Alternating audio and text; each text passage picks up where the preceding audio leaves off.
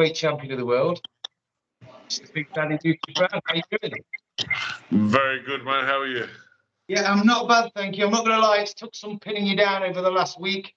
It did, yes. A few things going on with myself, but we're here. We're here, and I'm glad you're on. Honestly, I am majorly chuffed to have you on. Obviously, I'm a massive boxing fan, and I'm a fan of yourself as well. So to get you on the podcast, mate, I am really, really chuffed. So thank you very much. And like I say, welcome to the Old Paratrooper Podcast.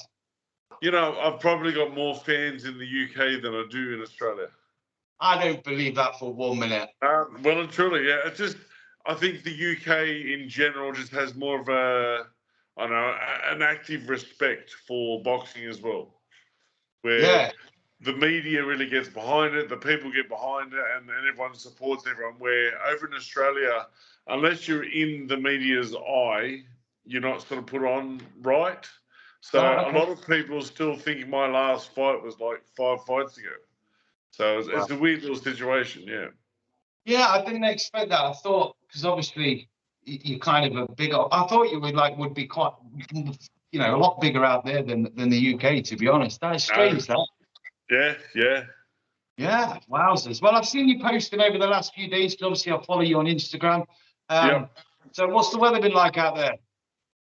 Quite warm. It's been, we've had a couple of days where it's been 40 degrees, but it's been a regular, like, 35 the whole time, yeah. I'm not jealous at all. It's actually not a bad day here for the UK. The last week it's been raining and miserable, so I'm not jealous at all whatsoever. At all, no. No, but it won't be the great British sort of public to talk about the weather. We're obsessed with it over here, so you've got to get that in on anything you do, you know what I mean? That's right, yeah. Right, I'll launch straight into it, pal, if you're happy. Yep. And we'll start at the beginning. Growing up, obviously, we talked about you're the same age as, roughly the same age as myself. So you grew up 80s and 90s. What was that like growing up in sort of New South Wales? It was good, yeah. I'm from New South Wales, where I grew up, basically 90% of my friends weren't Australian. So there were a lot of Lebanese, Islanders, so like Pacific Islander, Samoan, Tongan, etc. Asians, more sort of Filipino as well. Where I didn't actually have, as a friend, I didn't have any Australian mates. So that was just how I grew up. So I didn't know any different either, you know. So I think my mindset comes from hanging around all the Lebanese boys and just how they were and with their families and all that sort of stuff. So I had a great childhood. I had an older brother and a younger brother. Did a lot together, obviously. Played all our games down the end of the street and bull rush and football and all that sort of stuff. So both parents, no dramas in regards to the family. And yeah, I had some great times as a kid. And then it wasn't until I was 17 when I got kicked out of home that it all sort of went to shit. Okay, that's when you turned into a bit of a bad boy, was it? No. I'm not a bad boy. No, I don't believe it for 1 second. But I'm a good Catholic boy. Yeah. Well, I believe it. If you say so, I don't know any difference. I've got to go with what you say. So, but so I suppose sports growing up. I saw that you posted, which took me back a little bit. You posted a picture the other day of a BMX with the Skyway mags on and that, and I have one very, very similar to the one you posted. So it made me. So was that something you were into, skateboarding, BMXing, or? Not so much skateboarding. I got really into like roller skates and roller blades when they came out. I was a big fan of those. We always had a bike. That's just how you got around. Or you rode somewhere to go to your mate's house, and you see those photos on Instagram and stuff where you always know where someone is because there's 4 or 5 bikes out front, and that was so true because everyone just rode around everywhere. I lived 3 doors down from like a creek area. So there was the creek and bush and stuff like that. So we always played a lot of, we called it armies. But like we pretended to be in the army and go through and play all those sort of games as a kid as well. That was really good. Yeah, well, very similar to me. That's the kind of upbringing I had. It was always good to be outside, just We're out. never inside. Yeah, we Yeah, were over never inside. tree, outside, and that seems to, like, my lad's 14 now, and he doesn't seem to really get into that sort of stuff. But it's a different world now, isn't it? I think. Well, we had to come home when the lights turned on. So when the street lights turned on, we had to come Yeah, home. That was yeah. our thing. Yeah. And your parents probably didn't know where you were for the whole day, probably. No idea. No, we got a lot of shit. Yeah. Right. And Okay. nothing was filmed. Nothing was filmed either. So we got away with everything. Yeah, double-edged weapon, these phones, aren't they? They're good for some stuff, but you got to be careful. 100%. Yep. Yeah, 100%. So school-wise, what sort of sports? Because I did read that you were kind of into the junior kind of rugby. Yeah, I was always as a young man, I could literally do any sport possible. So I started off with athletics as a young kid and soccer, Yeah, football. I was also a baseball pitcher. So I think that's where I get my right hand from, because in essence, all the actions like come from your foot, goes through your hip, you twist your hip, comes from your shoulder. So I was a state baseball pitcher. So that's where my right hand comes from, the power. it's a big right hand, I'm not going to lie. Yeah. So I played state soccer, went to state for athletics, state basketball, state baseball as well. And then once I finished all that, I got into sort of rugby league when I was about 15. Right. So, yeah, I got too big and too violent for the other ones. So I got into rugby. Right. Yeah. So my first year of playing, I tried out for the Parramatta Eels, which is the representative team. And on the form they get you to fill out, they said, what's your previous side, like previous team? So I wrote soccer because that was my previous team, So physically, I could do anything at all. Like I was probably, at 16 years old, I was 6'4", 100 kilos playing winger. Whoa. So, yeah, under 15, I was front row, but under 16s, I was the winger. So that just shows you the diversity that I sort of could do, you know what I mean? Yeah, well, obviously, being that size, it's a no-brainer, really, to go into the Yeah. rugby. Rugby's one of the sports I've boxed, not at your level, obviously, but I kind of boxed my whole life, but I kind of was into, and I never got into rugby, and I wish I would have done, because I'm not as big as you, Jesus, I'm 6'2" and about 105 kilos, so I reckon I should have played rugby, but I never did, but there you go. Yeah. So I suppose where did the progression come into sort of MMA? I believe is it kickboxing you started first, if I'm not mistaken. Basically, as a young kid, well, I got married and had my daughter at 19. Okay. But I've always been, since I can remember, say 10 years old, I've always been just that angry kid. You know what I mean? And it got to the point where I was basically just working my ass off, supporting the family. I've got 3 kids. So my daughter's the oldest, 2 boys now. They're they're 20, 21 and 25, so they're older now. Yeah. But for those good amount of years up until I was 28, 29, sorry, I basically just worked my ass off and did the whole fatherly thing, and that was what it was. So my ex-wife and I broke up about 29. So at 30, here I was living in Sydney. My ex-wife and kids were in Perth. And I thought, you know what? I'll give fighting a go, see what happens. And literally that was the concept behind it all. So my first ever fight was an MMA fight. 2 weeks later was a kickboxing fight, and a week later was a boxing fight. And that's how I jumped in.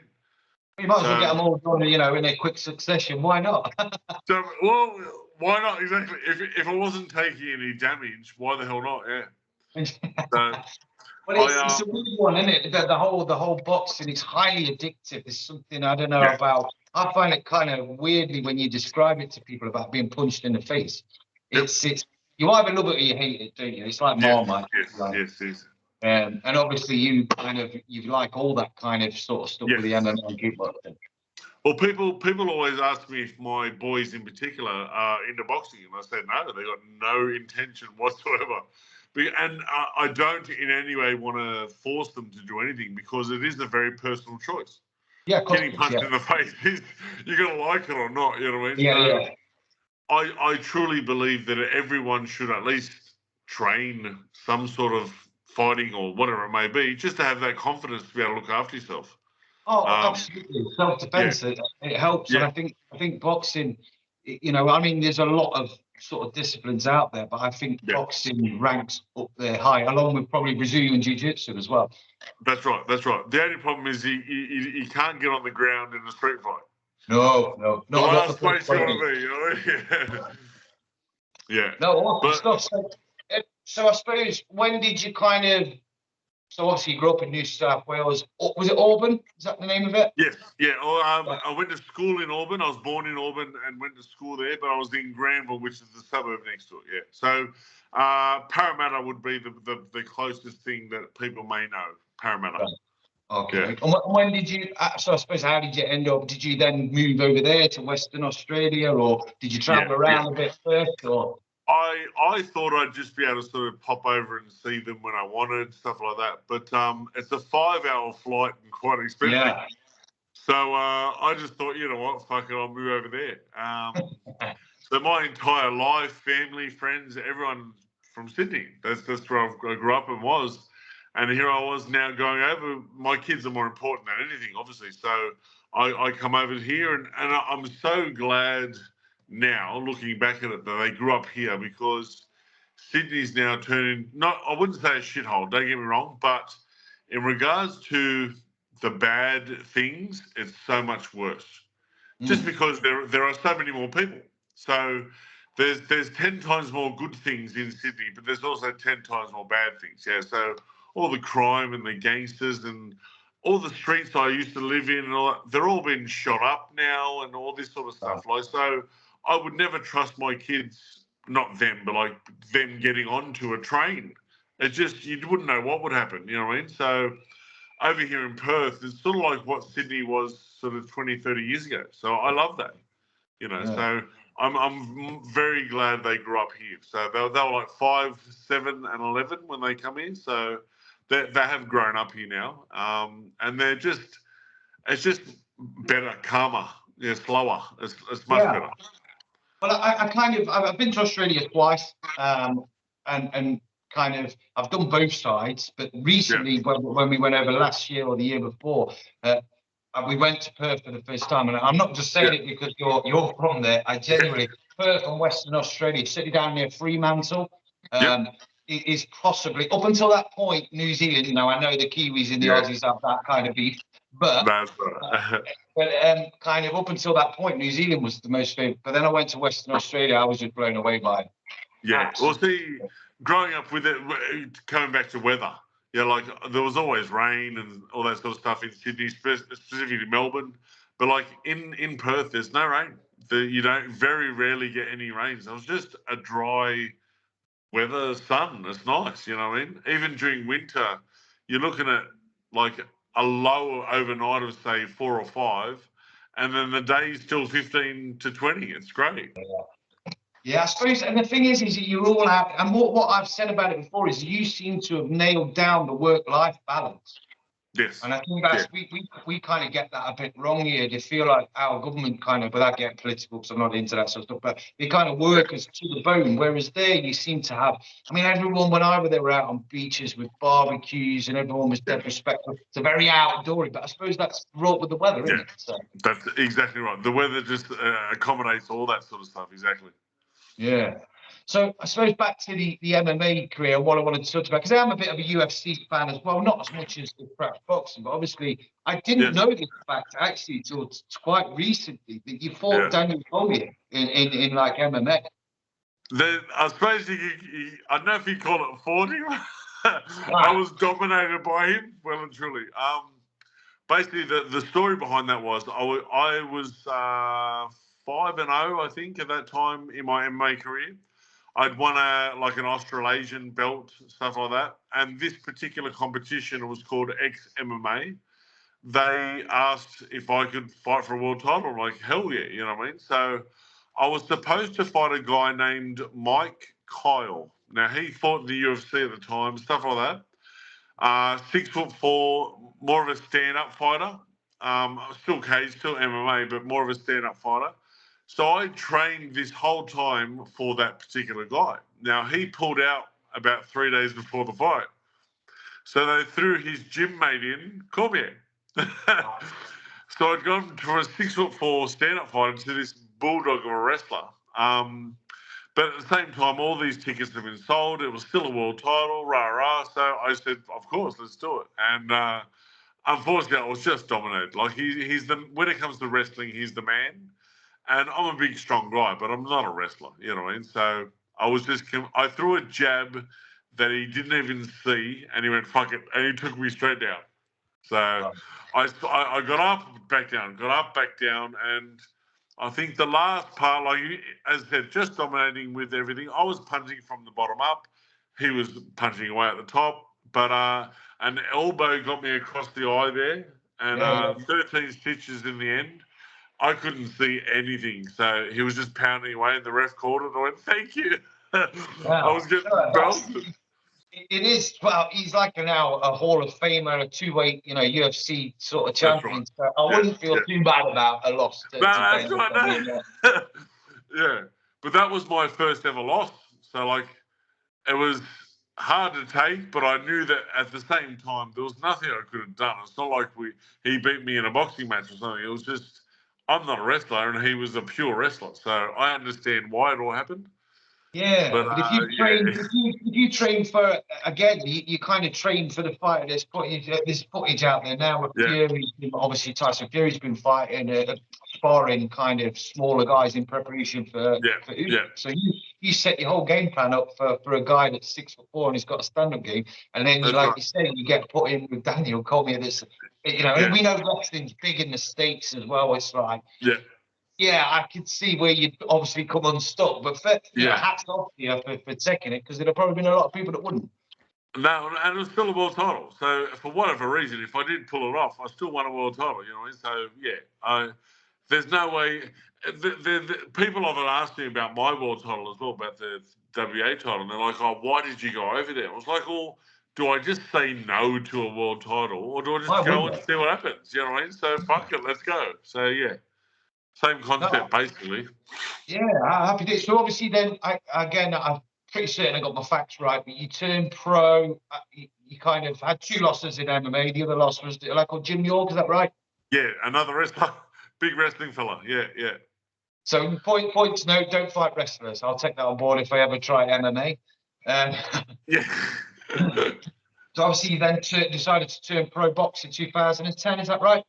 Well, this is the thing. I had one boxing fight when I was 30, one when I was 31, and then from 32 onwards, I went full boxing. Yeah, so I had 2 while I was doing the MMA, but I went pro and full-time boxing as of 32. Yeah.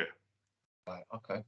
So I mean that. Yeah. So then obviously you had like pretty much an unbeaten run for a number of fights. It was about 25 fights or almost, yeah. And then so talk to me about the Ruslan. I can't pronounce his second name. I have tried. Shigayev, right. Okay, so tell me about the fight. How did that come about? Because he's got, you went over, and fair play, you went over to Chechnya for the fight as well. Yeah, which I mean, that's right. That's pretty, interesting in itself. So how did that talk to that? I mean, how did that come about? So I'd had 10 fights at this time. So take it back a little bit. I had 10 fights. I was contacted by a person named Matt Clark, who's now my manager. He said, if you win this next fight, which is the Australian title, I'll get you over in front of Ricky Hatton in the UK, and we might be able to get a contract with Ricky. I'm like, okay, sweet. So I won the Australian title. We then went over to the UK, met Ricky. I fought there, and we signed the contract. So that signing with Ricky was what really opened up a lot of doors for a lot of things. So coming over to the UK, having a better, bigger fights, more media coverage, all that sort of stuff.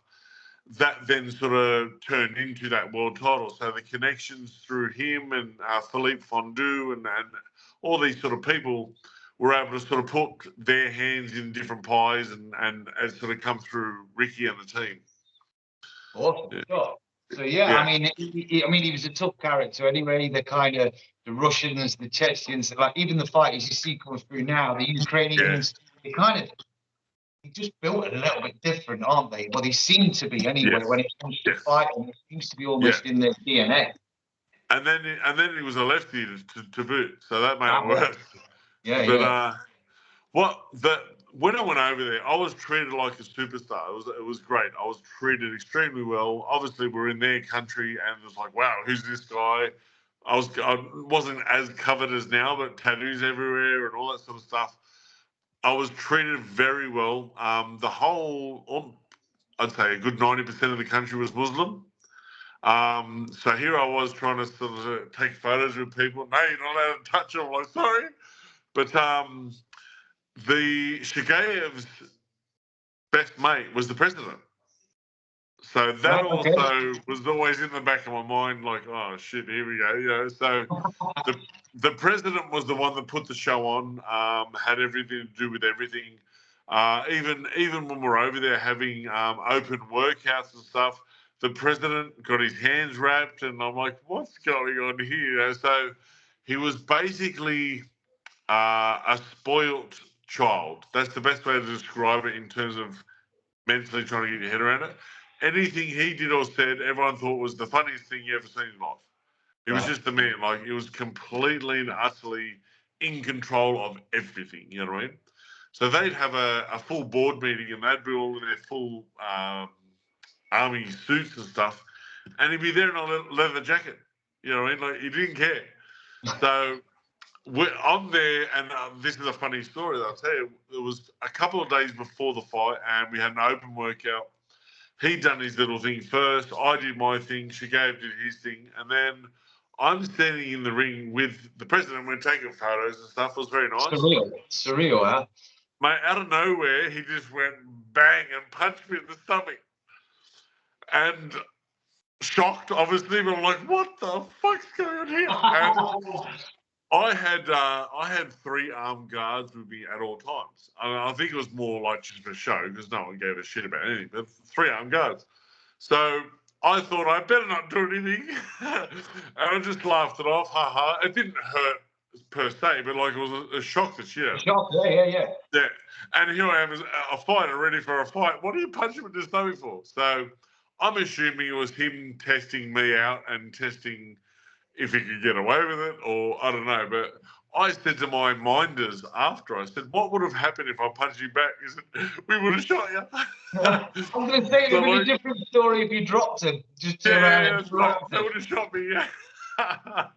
So that's what I mean. Like, it was a very surreal time. Obviously, I have all the great memories of it. I had from my team. So I had myself, my manager, his father came along. He's the one that ended up writing the book about everything. My trainer, I had my 2 brothers, one of my sponsors. So, like, we had a good little crew going. So it was so good to have both my brothers there. My older and younger brother both came with us and everything else. So I had everyone, I suppose, I needed, you know, with me. And it was really good because we all got the same memories. It's really good. Yeah, that's good. And then, like, I suppose, like, you take that away. I mean, that's something I could have dreamed of, winning one of the variants of like the heavyweight title. So you join that list of people in history, you know. So you know, it's absolutely massive achievement. So fair play to you. And like I said, going over there and not dropping the president. So again, that's all good. So the problem with that, and it goes back to what I was saying about Australian media. When I arrived back in, I think I went to Sydney first. When I arrived back in Sydney, I had, I think, 2, maybe 3 media outlets wanted to say something. Then when the drugs bullshit come out, there was 20 of them. It's always the case.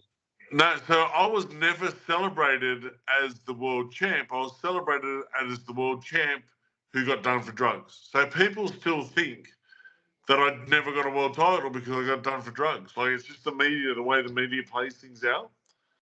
Yeah, well, of So course. unfortunately, Sorry, the media did that's what they do. They pick straight up on the negative. If it's they do that over here as well. But I think to take away from that, there's been numerous people like I think one pound for pound great. I'm not mentioning his name, but obviously it was done for clenbuterol, and it was infected meat, and it kind of, I know he did serve a ban, but then it was forgot about and dismissed. Yeah. And again, that's because of the media on side with him. Yeah, that's right. Like you said, with yourself, I believe it was the same drug, clenbuterol. That's right. So again, it's a bit of a weird one, and we know from things it can be picked up in meat, and it can be picked up in stuff. And the same with ephedrine. I think ephedrine was a banned substance, and then they found that for years in pre-workout substances. Yeah, that's right. So there are so many things that I can't come anywhere near, like even a nasal spray. Like there is so many things. Well, I get it, I understand, but like, I was tested. This is the thing that I've always been able to stand by, and no matter how you look at it, I was tested 3 days before the fight in Chechnya and was clear. So why the fuck would I take clenbuterol for a world title fight in Russia after I just tested clear? Like, it would do nothing for me. No. Not to mention give me the shakes, and I'd have to smuggle it into Russia. Like, it just, none of it made sense. You know what I mean? So I've got that on my side, at least, that it doesn't make sense. You know what I mean? No, it doesn't. And like I say, from what I kind of have read, and I've done loads of research on bits of other, I think clenbuterol gives you really, really bad cramps, and you can suffer a heart attack from it again. So again, when you fight, and it's like your heart rate's going to be ridiculous when you fight. Right. Why would you run the risk? The last thing I'd want. That's right, exactly. So it's used as, again, I've researched right into it, but like, it's used for cutting weight. Yeah. So I've had a hair follicle sample from my underarm, but I've had a fair hair follicle sample after that, and there was nothing in my system for the 6 months they tested. So if I was to take it, it'd be in that period. You know what I mean? So again, why the fuck would I take it 3 days out from a fight? So I've always got that on my side. Surely, like, again, you take something 3 days without going on about it. 3 days before a fight, it needs time to get in your system. And then 3 days before a fight, you don't know how you're going to react to that drug. So you're doing yourself, if anything, it probably would have worked against you rather than for you. Thank you. Yeah, that's right. Yeah. So I can take that away from anything. If anyone has anything to say, so I was cleared because it's just dumb. And I've got the belt at home. So if you don't like it, I've still got the belt at home. No, fair play, mate. Fair play. Thank you very much. Obviously, it's like one of them topics that's a bit taboo. No, thank you for discussing it. Well, the thing is, I've got nothing to hide. That's the thing. I don't mind. Happy days, pal. Happy days. So I suppose moving on then. So, obviously, you had numerous fights. You're doing really, really well. And then let's talk about the Dylan White fight. Yeah. So, Dylan White, again, he's kind of had mixed performance and everything else. But again, Dylan White on his day is not to be kind of taken. We've seen that when he fought AJ. We've seen that in numerous fights. So he was not to be taken lightly. So again, it was a big fight for you, I guess.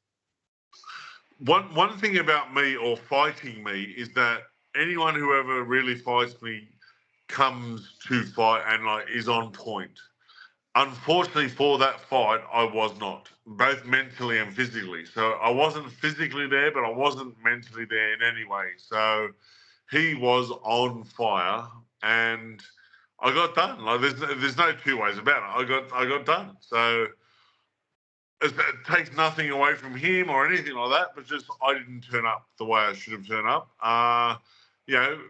Headlining the O2 Arena, like, for an Australian heavyweight, never done before, so getting called out by the big ring announcers and Buffer and all that sort of stuff, like, it's stuff that no other Australian heavyweight has ever done, and I've done that, which is great, but I should have turned up. But unfortunately, that's how you take a loss, and sometimes you don't turn up and you pay for it. With heavyweights again, you're kind of big blokes and people. There's a lot of critics out there that have never ever stepped foot in the ring. I have on the unlicensed scene, so I hope I can relate into some aspect. But Yeah, I am a heavyweight, and you jump in the ring as a heavyweight.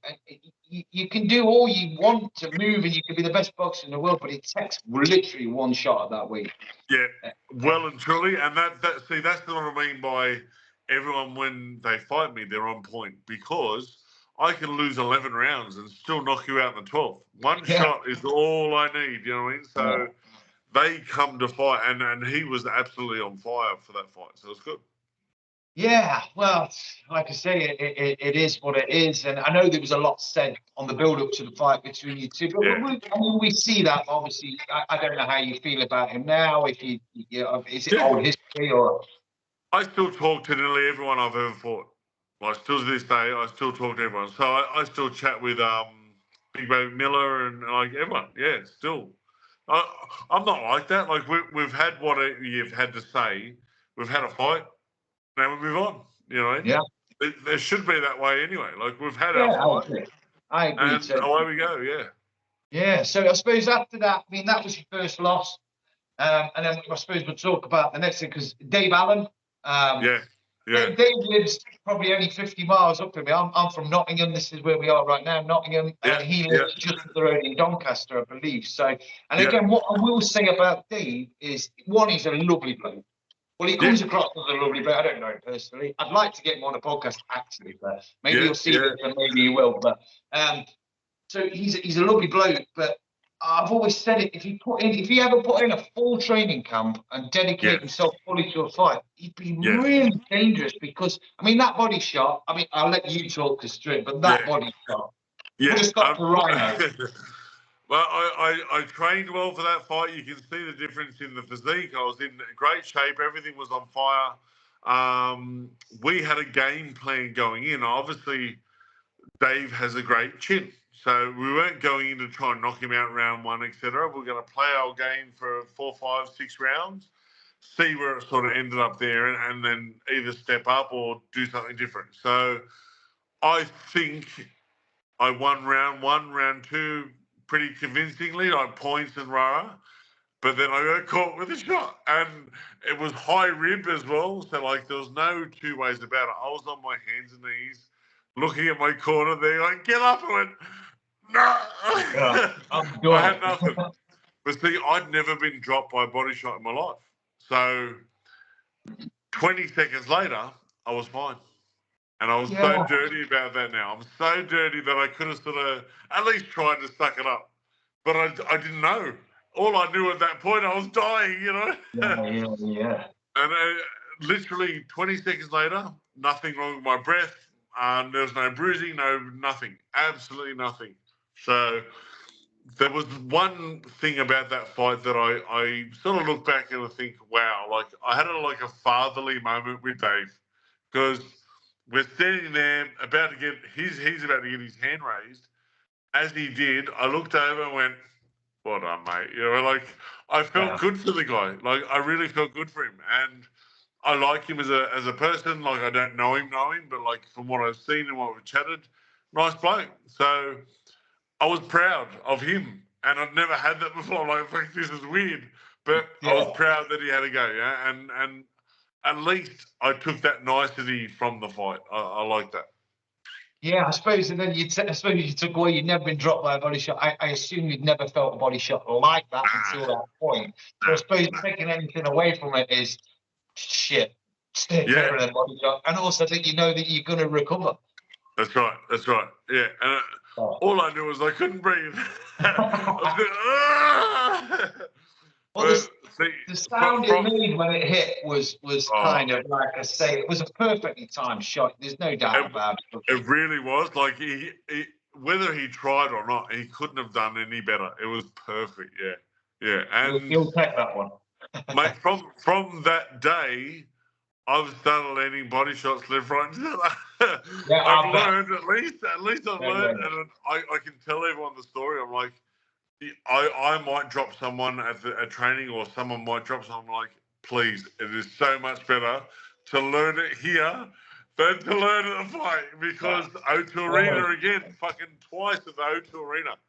And the 2 times I headlined it, this is the twice I lost. So it is what it is, but yeah, I don't have good feelings. Yeah. So I suppose moving on from that, I mean, you had 5 losses in the program, 3 of those, 2 of which we talked about, Dave Allen and Dillian White, and then obviously you kind of one of your other losses was to Gerald Baby Miller. Again, you got to look at them 3 there, like I've kind of said, without fear of repeating myself. I mean, they are kind of up there with some of the or they have been throughout. And Baby Miller's just recently fought Triple D, and he was doing. I thought it was a fairly interesting fight. He was doing all right. And then obviously he got stopped. I think was it in the 11th. Yeah, it was at the end. Yeah. But again, you've got to look at them guys. It's not like you've been kind of, against nobody. These are good guys. Well, 151 kilos. That is a big man. You know what I mean? Like I came in heavy at 125. For me, 125 was heavy, but he's 151. But like the most disheartening thing about that fight is that I was punching. We were both punching each other, but I was punching him and hitting him hard.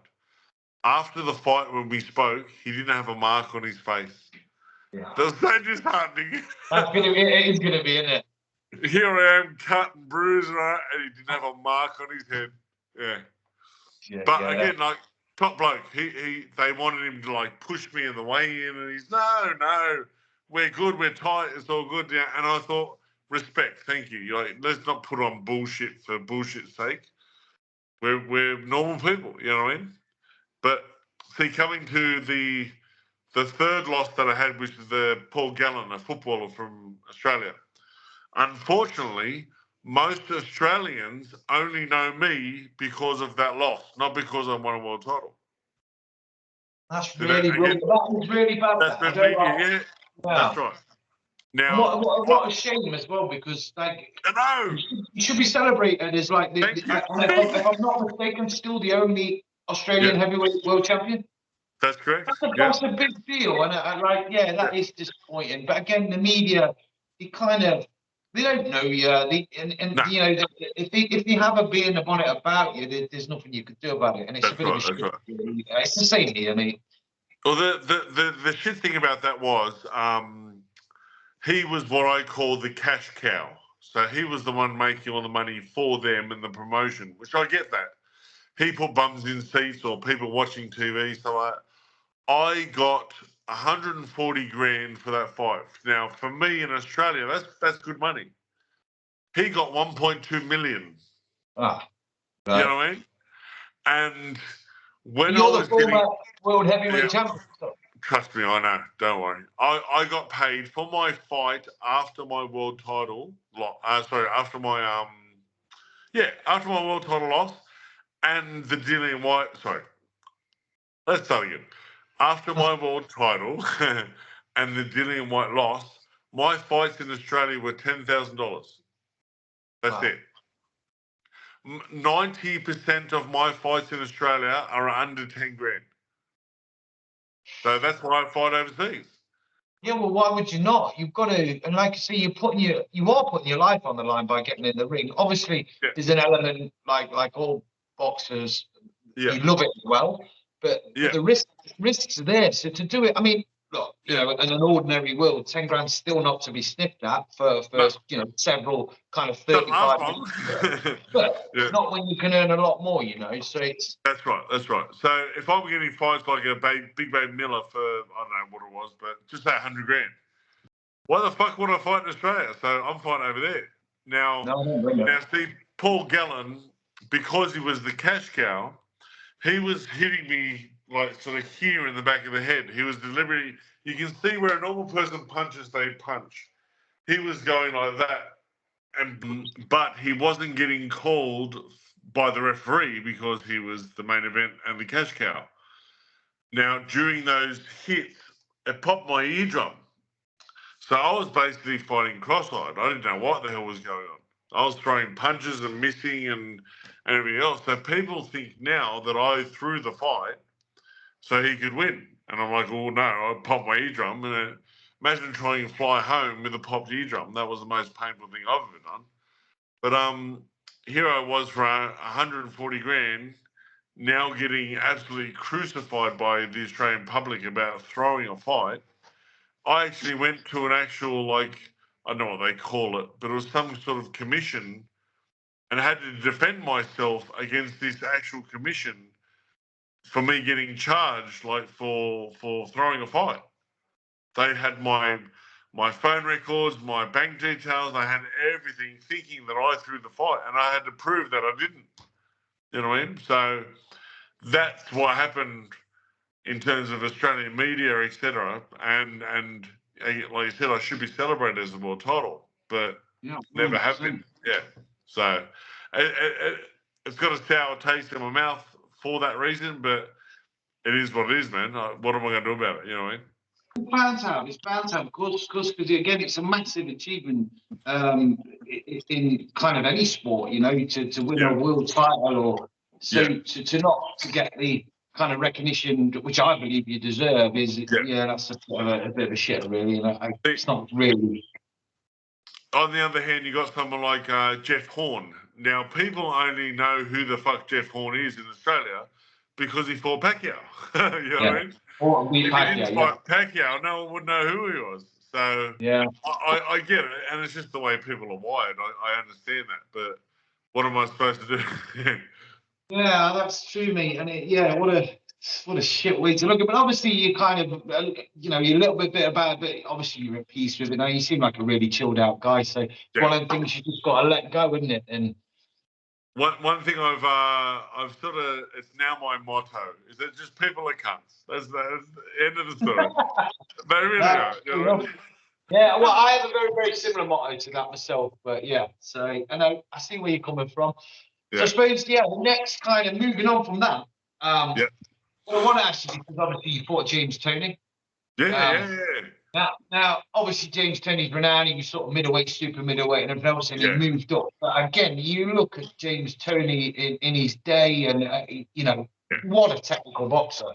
So to fight, I know obviously there's kind of a big size difference, but to fight James, I mean, how technical was he? But number one, there's no way in hell he should have been a heavyweight. We understand that. No. But I also wasn't anywhere near what I was going to be either. So we sort of met at a nice spot. Couldn't understand a word he was saying, literally. Like, he was dribbling all sorts of shit. But yeah, what a boxer. What a great boxer. And at any point during that fight, I had in my mind, this could end any way whatsoever if he turned it on. You know what I mean? So I got to like round 11 and 12, and I thought to myself, I could put it on him and try and knock him out. But then again, if I get caught, I'm going to look stupid. So I didn't, and just not cruise, but got through the fight, and I knew that I'd won. But I utmost respect for him all the way through, no matter what, just in case, you know what I mean? Because he can still throw all sorts of combinations or anything. So, yeah. But you saw, obviously you've probably seen the fight yourself. I'm sure you would have done when he fought Evander Holyfield. That's right, Holyfield goes down as one of the greats, and James Toney held his own, and the fight was a really, really good fight, to be honest. Very competitive. Yeah. So it shows you the resilience of Toney, and the chin on the man. Jeez, I mean, he's one tough character.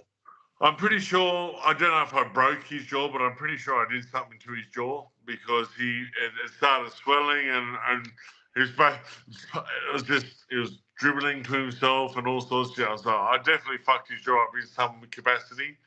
So he stopped talking after that, which is good. Why was he talking to you throughout the fight? Yeah, talking shit. Just talking shit, yeah. Right. Fair play. So I suppose, I'll move on then. So, highlight of your career. I've got a feeling I'm going to know where you're going to head with it, but I could be wrong. So, highlight of your boxing. Well, I suppose highlight. In fact, I'll go back. I'll take a step back. So, out of MMA, kickboxing, and boxing, your toughest fight where you thought, Jeez, I'm breathing out my arse. I'm taking and hiding, whether it be a loss, whether it be a win. Toughest fight out of all of them. Well, obviously Cormier because of the wrestling aspect, but in terms of a boxing, just pure boxing, it was a fight in UK before my world title. Rudenko was his name. He's from Ukraine. I went into the fight mentally just thinking, I'll be right with my power. I'll knock him out. He had a chin like a brick, and we bashed fuck out of each other for 12 rounds. And it was the hardest fight I've ever been through, just because he didn't back down, I didn't back down, and I think it might have been winter because inside the venue was hot as shit. So I'm assuming they didn't have like the proper ventilation going, and it was hot as hell. I overheat really badly, so I wanted ice on my neck, and they didn't have ice. So I was overheating like you wouldn't believe, and we bashed the shit out of each other, and it was a hard fight. Yeah, like I felt every round basically. You know what I mean? Like I got to round 5, and in my head, I always talk to myself. I don't know if that's good or bad, but I was talking to myself, and I was like, "Fuck, this is how I lose my first fight." You know what I mean? So I think I was like 14-0 maybe at the time. And in my head, I'm like, well, this is how I lose my first fight. And I had to sort of build myself back up. So from 7 onwards, I come back and won those rounds. And I think I won by 2 rounds. So it was a good, close fight, but hard as hell. Yeah. Yeah. I suppose it's quite early on in, only 40, I say only 14 fights. I mean, that's still a fair few, but like, again, something you take away from that. And I bet you took away never underestimate anyone again, like, and, think I'm going to knock them out. That's right. And obviously be as fit as you can, because if I was fitter, maybe I wouldn't have felt as bad, like semi-struggle. I would have just been able to keep going. So, yeah, I took that from that as well, yeah. Yeah, awesome stuff. So, yeah, it brings me on to the question I started with before we backtracked. Highlight of your career. Where would you... Without a doubt, the world title. It has to be. Just because... I thought it was good. Yeah. Well, because everything around it. Obviously, I had a big... It's a big world title. Obviously, I've got it. It's at home, everything else. But like I said, I had my closest boxing people around me. So my sponsor, my brothers, trainer, manager, his father, they're all there. So I've never been an entourage person. Never. I don't really care.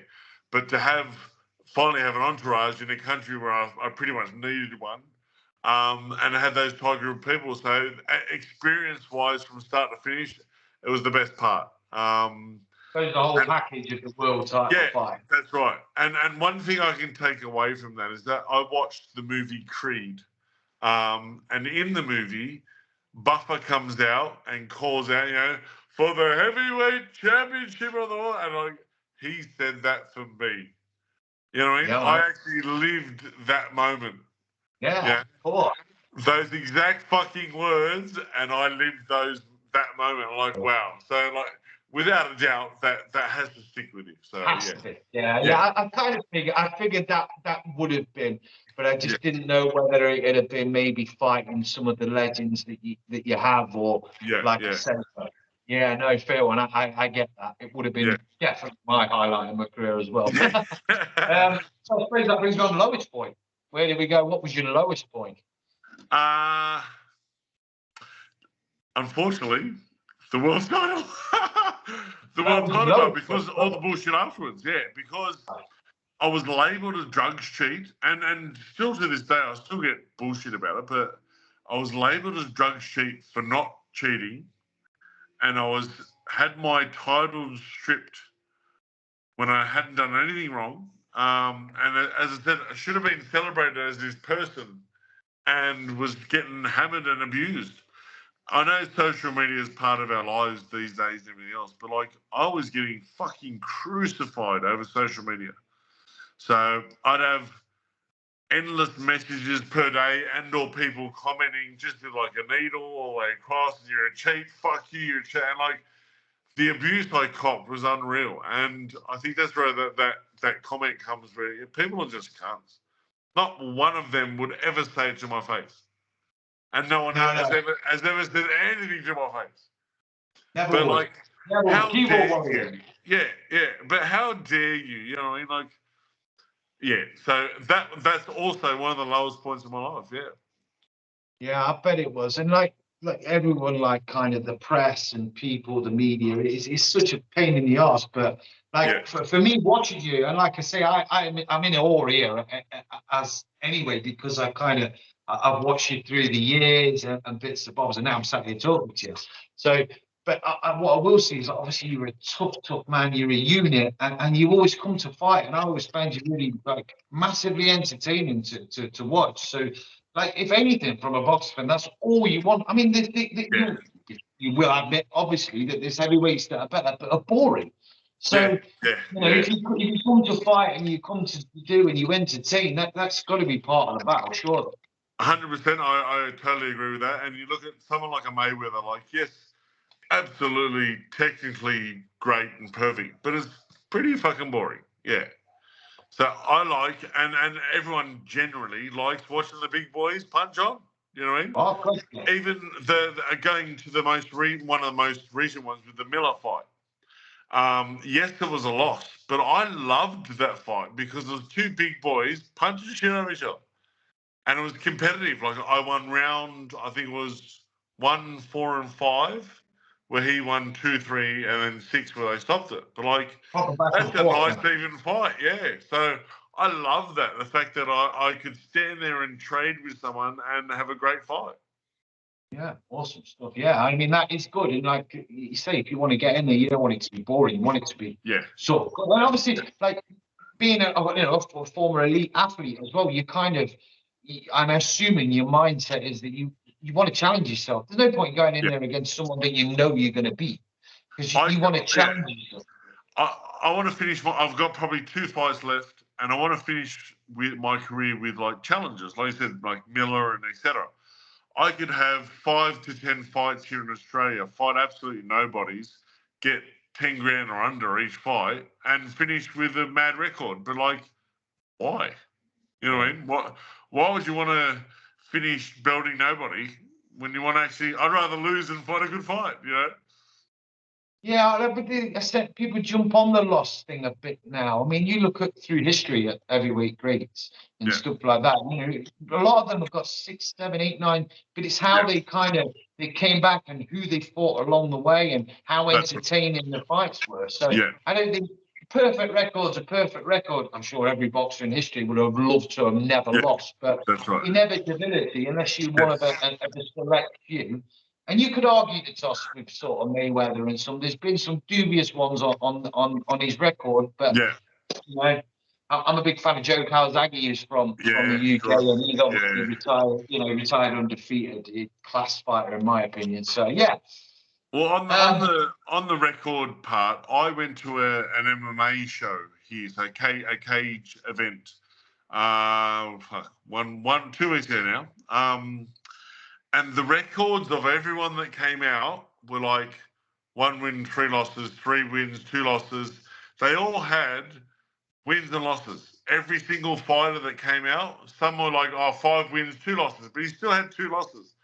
Every single one of them come out and I'm like, this is awesome, because they're just fighting each other. And with MMA, obviously anything can happen at any time. So you might have strengths or weaknesses, but like, you can get caught with a flying knee and fucking sorry, that's the end of it, you know?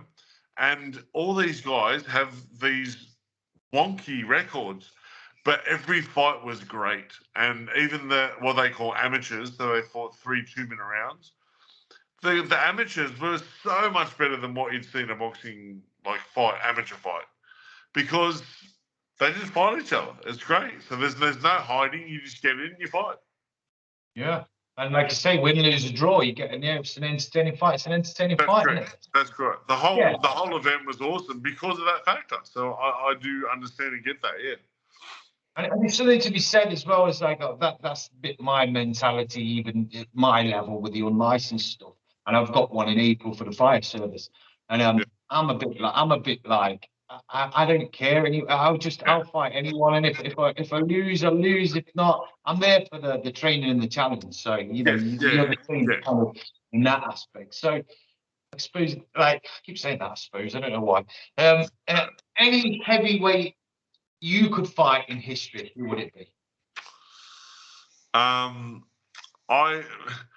So I'm not a Muhammad Ali, not like I'm a fan, but I'm a Mike Tyson era. Yeah, Mike Tyson's the one for me. Yeah, I think I'd like to fight out of them too, Muhammad Ali, just for the fact that I'd want to test myself for no other reason than just what a challenge. You know what I mean?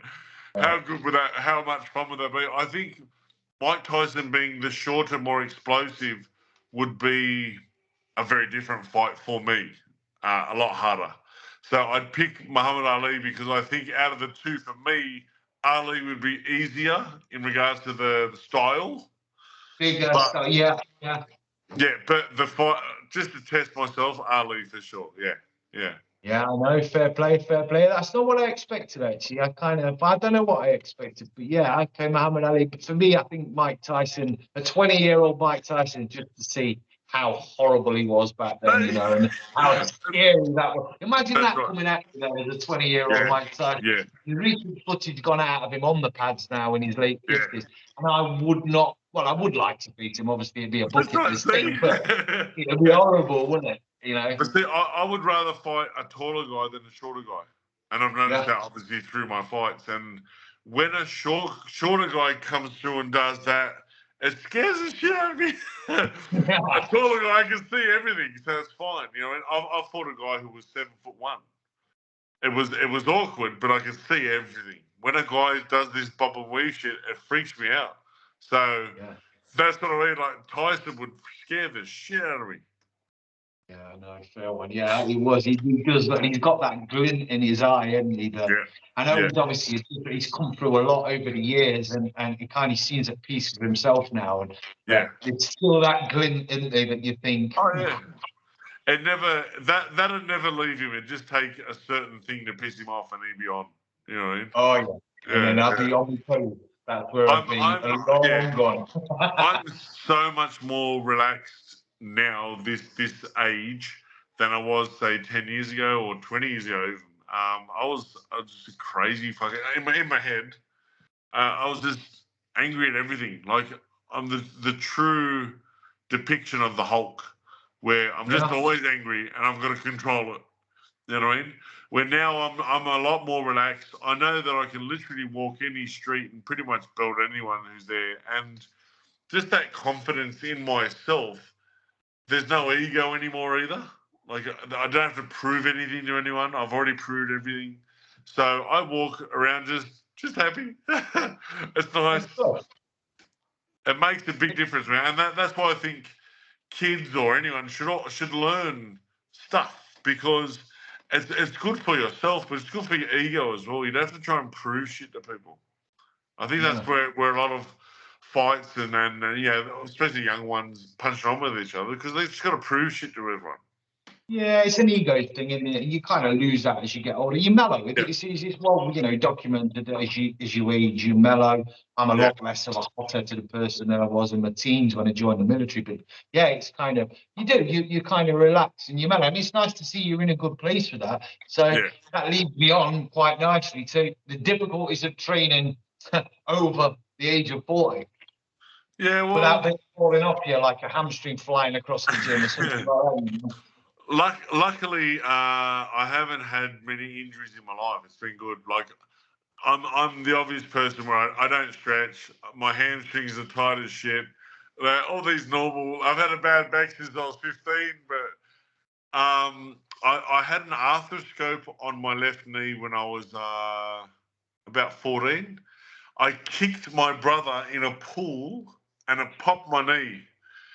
And after the Dillian White fight, when he knocked me out, I fell that way and I did it again. So I've had 2 arthroscopes on that left knee. Other than that, I'm fine. So I see myself as like I can't see myself in an office doing a normal job. Why the fuck would you want to do that? So that motivates me to train and do things that people can't, because I'm willing to do things that they won't, so I can do what they can't. You know what I mean? That's always been my mindset. Why would you want to be normal? I want to be remembered for something, no matter what it is. So I think I will be, but I want to continue that as well. Yeah, no, absolutely. I've had this conversation with multiple people. We have it around the mess table, and it's like I've never done a normal job as opposed to a 9 to 5 job because of the reason you said. My mindset is like you're here. Sounds a bit corny, but you're here once. You want to kind of make the most of it, and I don't want to be on my deathbed looking back, going, "Well, what if it's too late? Then do it now." Yeah. Well, that's why I started fighting. I didn't want to look back and think, "What if?" I thought all those years of watching, for example, Mike Tyson's and stuff, like I could do that. You know what I mean? So I thought, fuck it, let's do it, see what happens. And here we are. I would rather do it and fail than not do it and go, I could have done that. Who gives a shit about the I could have? So I did, and here I am. So you think you said earlier, which I was going to ask anyway, a couple more fights in you. Yeah. So who would you like to fight? I suppose right now. To be perfectly honest, money. I don't care who it is. I don't care who. It could be me and you in the car park. I don't give a shit as long as I get paid for it. Well, you'd have to put some training in for that, Lucas. Obviously, do you know what I mean? But honestly, there's no way in hell I'm going to get any shot of any title, because there's a lot of all the politics and the bullshit that goes with it, and money, obviously. So there's no way. After I had my one world title shot, I knew that was it. There was no way I was getting another one. Even recently, Daniel Dubois I was going to fight Daniel Dubois for his world title at the O2 Arena. And then all of a sudden, the British Boxing Board of Control said, no, he's too old. And I was coming off 2 wins, 2 knockout wins, 2 belts, world ranking, the whole lot. And they said, no, he's too old. So someone else's shortcomings became my shortcomings because they thought I was too old. You know what I mean? See, I'm not having that, because obviously it's not so long ago when you put up I thought it was brilliant, and a stoppage of Junior Farr, which again, it was after that fight. It was after that fight, and they said, no, I'm too old. Oh, how the fuck am I too old? Yeah, so that, to me, I was like, and then he got dropped. Daniel Dubois got dropped by cruiserweight 2 or 3 times in that fight too. So I'm not saying I would have won, but you never know what can happen with my power, and I catch him with something, and away we go. I could have had my WBA world title back. You know what I mean? Yeah. I think, to be honest, it's an interesting matchup, you and Triple D, to be honest, because again, you're. I know he's a big guy as well, but I think, I don't know. I'd have a bet on you. I'd have a bet. It would have been fun. I know it would have been great fun. And it would have been the O2 Arena, which I could have had my 3rd fight there and actually fucking won one. Yeah, it'd been nice. It'd been definitely nice. Yeah. So I suppose he's trying to get out there and see if he can get. I mean, I'd love to see you have a couple more. I really would. I think it'd be absolutely brilliant. And kind of like raising the flag for the guys that are reaching mid-40s. We still can do it. Why not? That's right. Yeah. And well, you know what? I've always thought, and I have no idea if I should or even be allowed to fight. What's the one of the old fellas? When the old fellas fight. So for over 45s and over 50s and shit. They're called. Yeah, it's called something. I can't remember what it is. But yeah, imagine me find that. What is it? No, dickhead. Journeyman. She's got no idea. Fuck. Imagine me fighting like at 50 against another 50-year-old. Oh, you mean like an exhibition? And like the exhibitions that they have, like Mike Tyson. Not like that, yeah. But they're all the old fellas. Yeah. That'd be good. I think there's a good market for that, because they are, they are a bit steady, but you have to kind of tailor it down once you get past 40. You can't. You'll probably accept and admit the same as what I did. You can't do what you could 30 years ago. Certainly not 30 years ago, but 10 years ago. But they fight 3 2-minute rounds, shit like that. And I'm like, yeah, I could do that. You know, all day, every day. have Probably no without idea any training. yeah, I have no idea if I'd even be allowed, but yeah, it'd be fun. Oh, good stuff. So your clothing range. Firstly, I wanted to quickly talk about that, and secondly, Yep. how do I get a discount? Is my next question. We'll talk off air. No, it's just something that I thought, you know what, I've got this brand that I needed, and funny enough, I come up with that after my first ever fight, which was a cage fight. I was sitting back up in the crowd, and two guys in front of me were talking, and they're like, "Oh, that really big guy with the tattoos." And I'm like, "Fuck, I need a name." So that's where Big Daddy come from. I made it up. I put it out on Facebook and said, "What do you think? Is everyone interested in that?" And they're like, "Yeah." I drew the actual symbol and gave it to my tattooist, and he drew it properly. But that's how it all began. So I'm like, you know what? I need to have a name of some sort. And the first time I ever walked through UK, I had cars going past going, "Big Daddy!" And it's such a nice feeling, you know what I mean? I Yeah, think I'll bet. some people have no idea what my name is. They just know it's Big Daddy. But yeah, I've got a brand thinking, you know what, let's run with it and see how we go. So yeah, I'll definitely hook you up with something, mate. Good stuff. I like it. So So yeah, you obviously you run your gym, and it kind of brings me on near enough to the end, but of the podcast. So your gym, Big Daddy Gym, yep. in kind of on an outskirts of, is it like a suburb of Perth?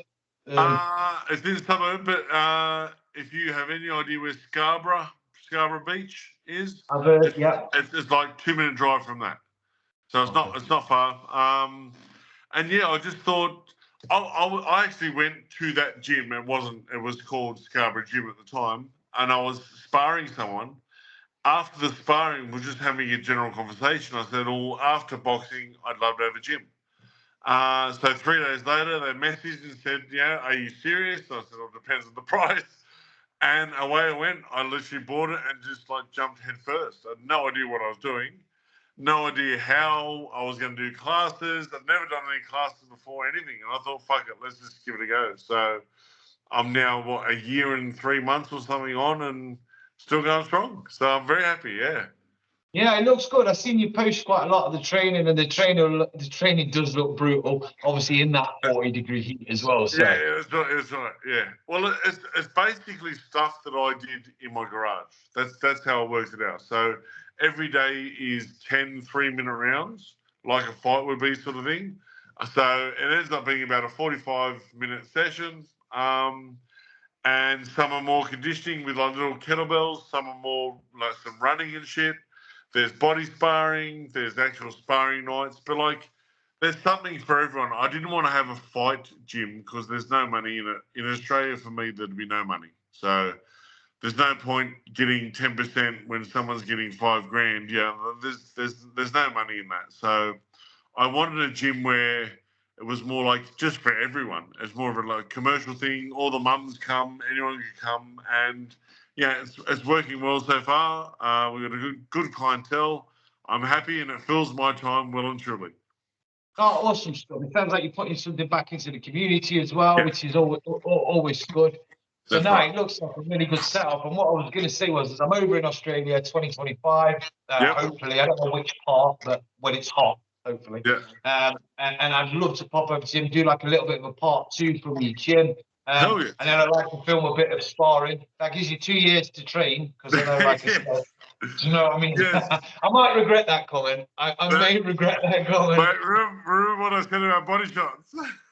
Yeah, okay. Well, I'll start doing the sit-ups now in Nice. preparation. Nice. But yeah, I'd love to come over and kind of do a bit of sparring and film it and everything. Just for me, like I say, tick off a bucket list. If I've sparred with a former, world heavyweight champion, that'll be made up for that. So, Hell yeah. Hell yes. so yeah, if you're up for that, I'm down with that. Well and truly, my friend. Another thing I've got going in the moment is I want to start something over in Bali, which is another option. So to do what I'm doing in Perth, but getting a gym and stuff over in Bali. So imagine that again with the humidity and the sweat factor and everything else. So Absolutely. by that time, it may be Bali. So better for you, I suppose. Well, I can sure I could pop over to Bali. I mean, it sounds terrible again. I mean, I'm sure If I I could fit have it. But and the last couple of questions I've got for you before, because I'm aware it's obviously getting quite late there on a Friday night back in Friday night. It is Friday night, isn't it? yeah, it's about 10:20. Yeah. So I'll get going. I'm going to ask you very, very quickly about the two big heavyweight fights coming up. Obviously, Fury, Usyk. Your kind of sort of predictions on that one? Honestly, it's a hard one because I've sparred Fury at Hatton's gym, and it's just so awkward sparring someone who's 6'9". Like, regardless of anything else, his reach and his height are just so hard, and he uses that to perfection. He really does. But Usyk is a different beast altogether, you know what I mean? And a lefty makes that even worse because a lefty.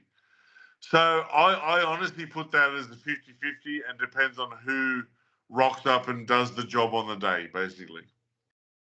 Okay, yeah, I like Usyk. I like Fury, but I like Usyk. He just his movement, his timing, everything else. And again, is a kind of Tyson Fury. He moves well for the guy of his really size. Does. There's a lot of speculation over here in our media now whether they're saying he's lost it, his legs are gone.